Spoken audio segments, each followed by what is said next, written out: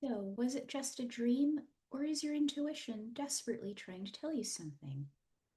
Hi, I'm Eleanor, and in this week's edition of the Intuition Lab, I'm going to talk to you about how your intuition speaks to you through your dreams. And this is a topic that's very near and dear to my heart. I grew up with a grandmother and even other relatives who are firm believers in dreams having meaning. And my grandmother even had a dream dictionary, a paper one, at the foot of her bed on a bookcase. So let's get into the topic.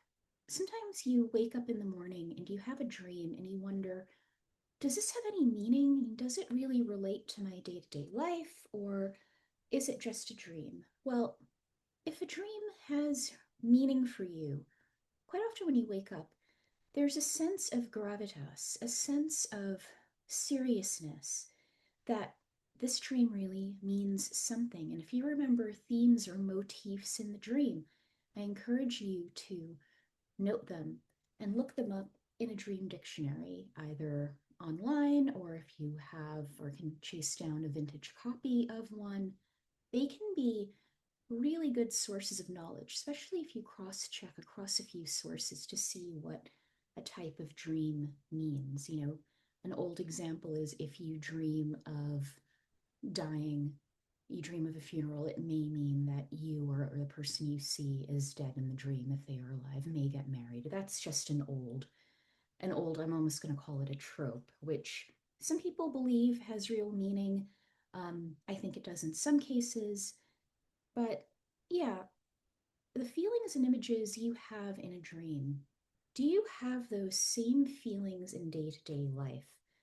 Case in point, years ago, I was going to interview for a job at a place I already worked. It would have been a lateral move. And as I thought about applying for it, I had a feeling that threw me back into a dream where I saw pretty graphic a couple of people get thrown off a roof.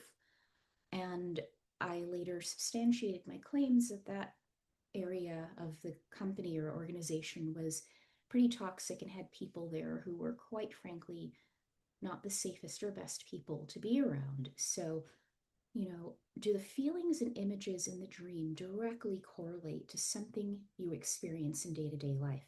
It doesn't have to be exactly the same thing, but is the feeling the same?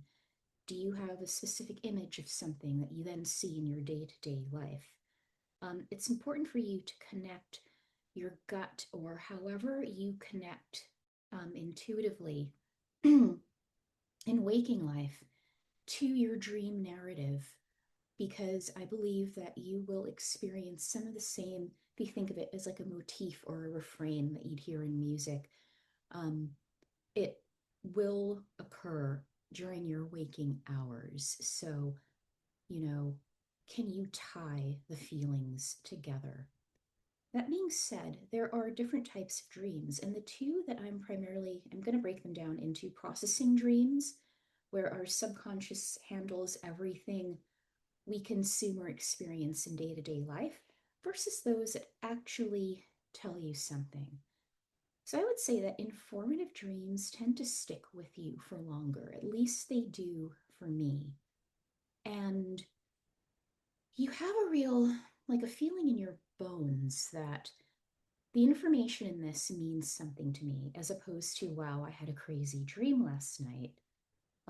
Of course, the processing dreams are directly related to what we have encountered during that day, especially stuff, things you see online that trigger strong emotional responses, especially things that you have consumed within 1 to 2 hours of going to sleep. And I'll talk more about this in a few minutes, but um, I would say most of our dreams are processing dreams where our subconscious makes sense of everything going on around us. Like last night, I dreamt I was in a home that had multiple very deep, like hot tubs, and like a porpoise was in one of them. And I know that is just a processing dream, probably because I read something about going on a cruise right before I went to sleep.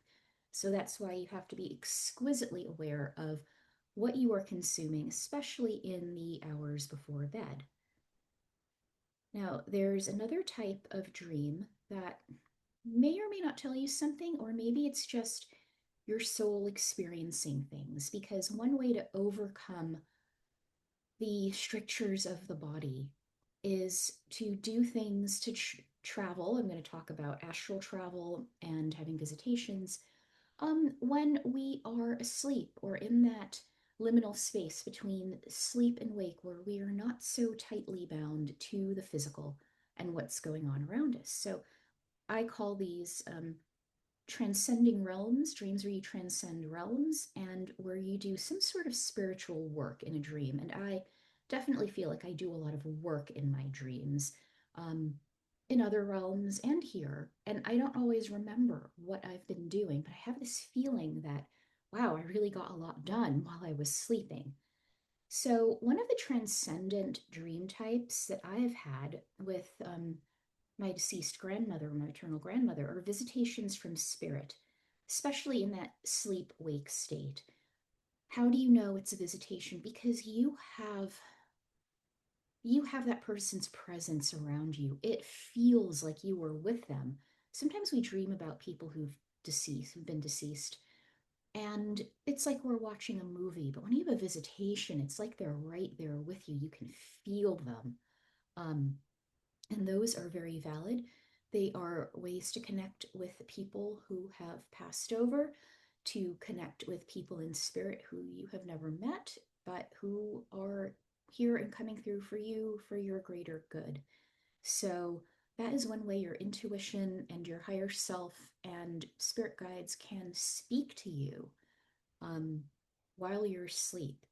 And maybe I'll do a separate episode about this later on, but it has so much deep meaning. It can be so healing, can help you process feelings of grief and maybe feelings that you let that person down in life. They can be so restorative.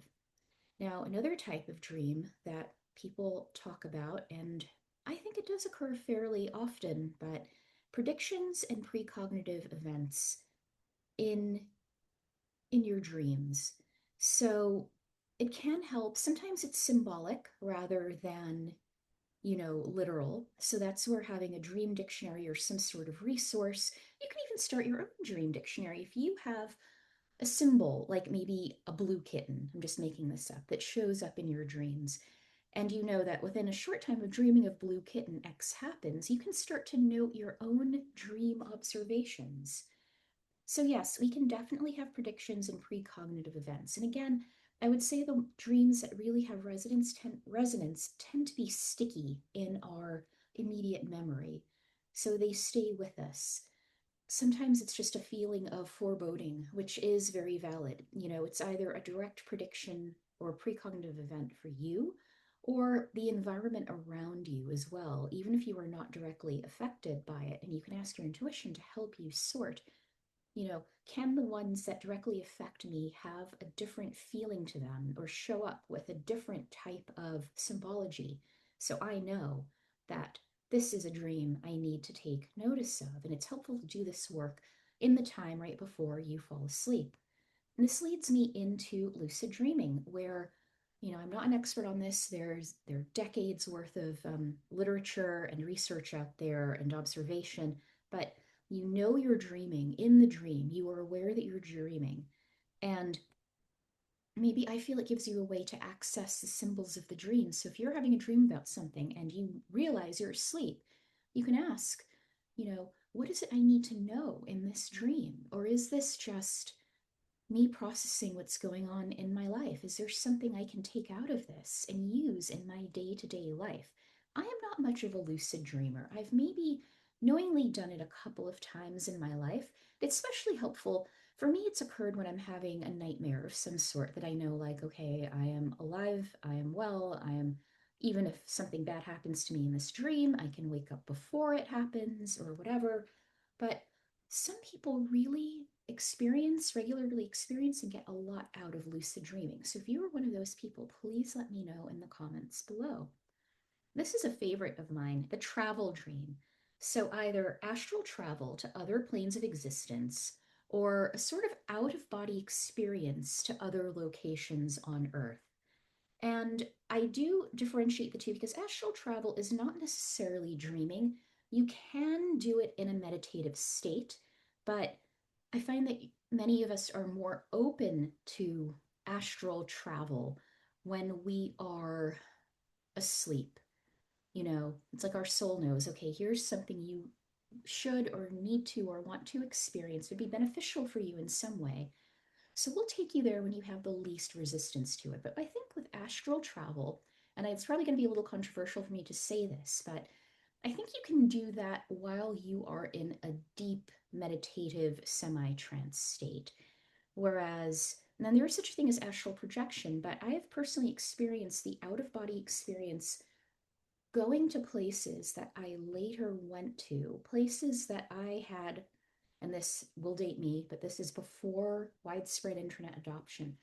I would dream of going to a place, or I would dream in one instance I dreamt of walking along a wet, dark stone wall with ivy growing on it, and it was a gray day and it was very lush and green, and there were other distinctive markers.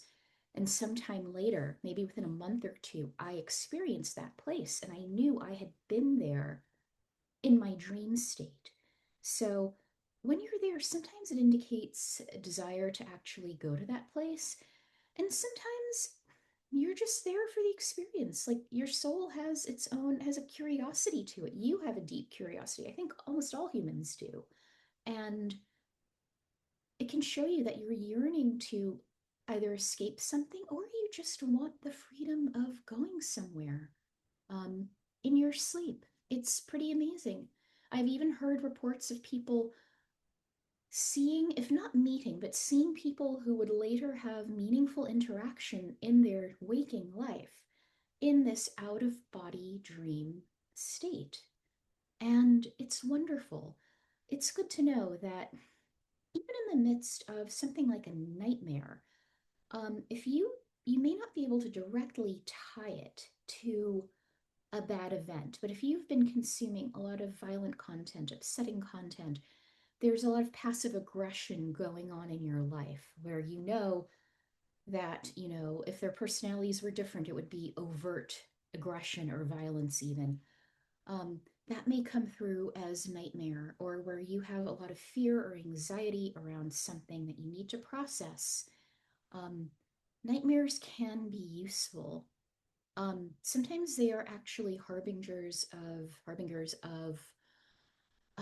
if not doom, sometimes a precursor to physical illness. I haven't experienced myself, but I have heard of clients and other people I've spoken to about this who they know if they are in a cycle of having nightmares and they need to improve their health in some way or get checked out because they just start having terrible dreams before illness manifests. So, how can you make the most use of your dreams? I mean, they are largely beyond our control, but you can seed it and see how well it takes. So I call it like bedtime mental programming or bedtime mental hygiene. First and foremost, what you consume before you go to bed is key because it remains in your immediate subconscious for good or for ill. So this is a tip my mom gave me back in the day when people took notes on pen and paper. I don't know if you all still do, but I do. But if I needed to really learn something for a test or just for my own knowledge, I would read it before bed and put the notes under my pillow and sleep on top of them, which wasn't always comfortable. But here's the thing, it's not so much the book seeping into my brain through osmosis as I sleep as it is me consuming this material right before I go to bed and it's staying in I keep pointing to like the front of my brain, I guess my frontal cortex. I keep pointing to that because I really feel like it's lodged in your short term memory and then it just starts to sink deep into your brain. However, the flip side of this is like doom scrolling unpleasant things before bed. I'm guilty of it, and sure we all are. And then you wake up, you have with feelings of anxiety, or you have terrible dreams, or your sleep is interrupted. It directly affects it. And I've heard people, especially this stuck out in my head, like Wayne Dyer. And I know people have all sorts of thoughts about him, but he had a practice, I believe, of, programming his mind before he went to sleep with good things, things he wanted to accomplish, or just, I hesitate and call them affirmations, maybe just statements of what you want to achieve or manifest before he would go to bed. And I think he also consumed it first thing in the morning. But that sleep wake time, I would call it magical because that's where so much mental programming and deprogramming and reprogramming can take place. Also, it can be helpful for this listening to meditative recordings. You can even record your own voice with things you want to manifest or achieve, or if affirmations work for you, that's a thing. Or if tapping works for you, maybe you can do tapping right before bed.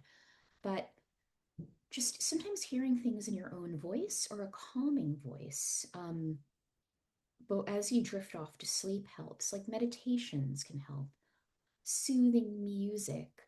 Um, like some people like solfeggio frequencies. Some people like binaural beats.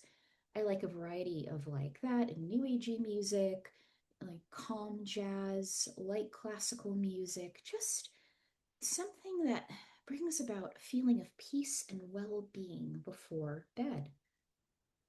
Another thing you can do is to really set the intention to get what you need from your dreams.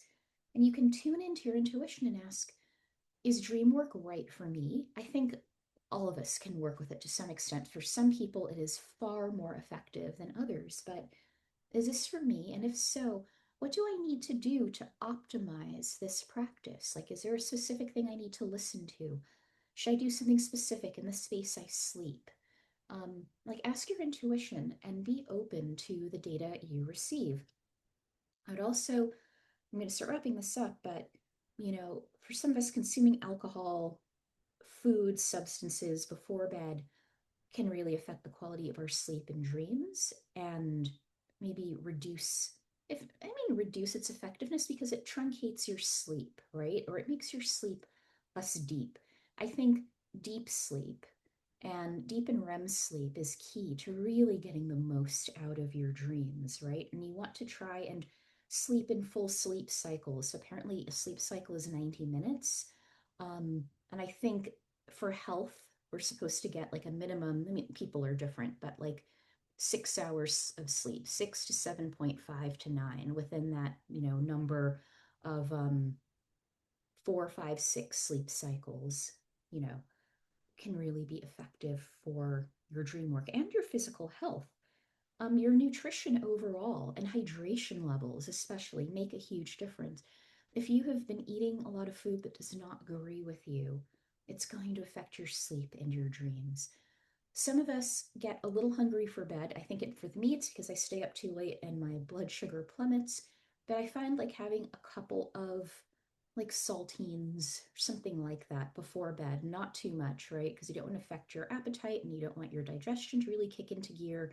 And I know those of you that do intermittent fasting are going to scream at me, but it's hard to sleep when you're hungry. So sometimes just something very light, like a couple of saltines, small piece of fruit, nothing that's really going to send your digestive system, into gear, can be helpful and improve your sleep quality and your dream quality. And also your sleep environment.